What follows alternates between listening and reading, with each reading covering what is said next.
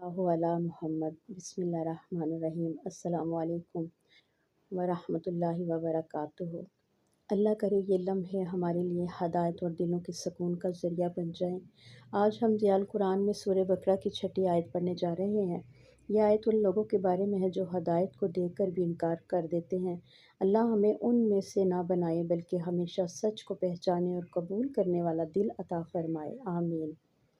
آیت: ان الذین کفروا سواء علیہم انذرتہم ام لم تنذرہم لا یؤمنون۔ ترجمہ: بے شک جن لوگوں نے کفر کیا ان کے لیے برابر ہے، خواہ آپ انہیں ڈرائیں یا نہ ڈرائیں، وہ ایمان نہیں لائیں گے۔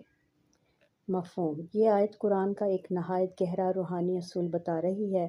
اللہ تعالیٰ فرماتا ہے کہ کچھ لوگ ایسے ہوتے ہیں جن کے دلوں پر ضد، تکبر اور ہٹ درمی کی مہر لگ چکی ہوتی ہے۔ ان کے سامنے حق ظاہر ہو جائے، معجزے دیکھ لیں، قرآن کی تلاوت سن لیں، نبی کا اخلاق دیکھ لیں، پھر بھی ان کے دل نرم نہیں ہوتے۔ ایمان صرف زبان سے کہنے کا نام نہیں بلکہ دل کے جھلکنے اور حق کے سامنے سر تسلیم خم کرنے کا نام ہے۔ یہ آیت ہمیں یہ سبق دیتی ہے کہ ہدایت ہمیشہ اس کو ملتی ہے جو اسے حاصل کرنے کی چاہ رکھتا ہو، اور اگر انسان ضد میں آ جائے تو نبی کا پیغام بھی اس کے دل میں اثر نہیں کرتا۔ حضرت علی فرمایا کرتے تھے، دل اگر پتھر بن جائے تو وحی کے سمندر بھی اس میں جذب نہیں ہوتے۔